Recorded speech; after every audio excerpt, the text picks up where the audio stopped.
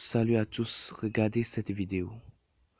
Cette femme avait égaré son portefeuille dans un café-resto sans se rendre compte. Et cet homme qui l'a su est sourd-muet.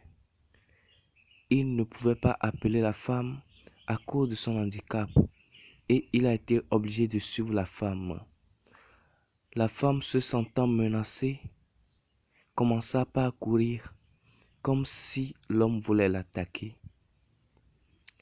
Elle courait et l'homme aussi était à sa suite. Elle courait, elle était essoufflée au point qu'elle perdait espoir. Elle criait au secours, secours, secours. Et bientôt, elle est arrivée près d'un jeune homme, des bandits, des gangsters, à qui elle narra son histoire. Elle a tout juste dit au gang que cet homme voulait lui faire du mal, ou l'escroquer, ou mieux, la voler. Elle s'est confiée au gang qui, dans leur ignorance, voulaient la protéger. Elle a narré son histoire et les jeunes hommes se sont dit qu'ils entendront plutôt le jeune homme. Et voici le jeune homme qui est arrivé et sans demander ce qui se passait, ils se sont attaqués au jeune homme.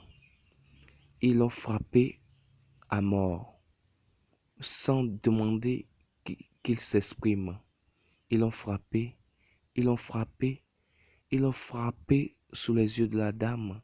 Ils l'ont frappé à mort jusqu'à ce qu'un inconnu ne vienne à son secours parce qu'il était proche de la mort. L'inconnu a réussi à les dégager.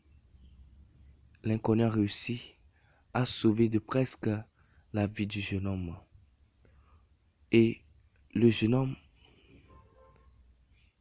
s'étant relevé, en sang, désespéré, ne sachant quoi dire, l'homme a demandé explication à la femme de ce qui se passait. Et c'est alors que le jeune homme, sourd-muet qu'il est, a commencé par... C'est là que le jeune homme narra son histoire et dit à tout l'entourage que c'est comme ça la femme a oublié son portefeuille. Étonné, ils se sentaient tellement coupables qu'ils ont été obligés de supplier le jeune homme.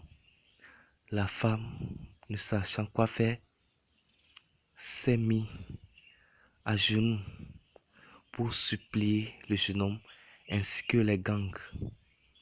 Mais l'irréparable était fait. L'homme leva les yeux au ciel et, en voulant partir, tomba et rendit l'âme. Pour nous dire que dans cette vie, il faudra être patient. La patience est un chemin d'or. Bien sûr que la femme se sentait menacée, mais elle pouvait du moins se patienter pour voir ce que le jeune homme avait à dire, pour voir si réellement le jeune homme était un malfaiteur ou pas. Et voilà qu'ils ont tué un jeune homme, un pauvre innocent, un bienfaiteur. C'était trop tard.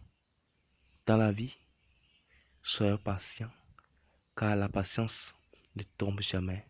La patience est un chemin d'or. À plus.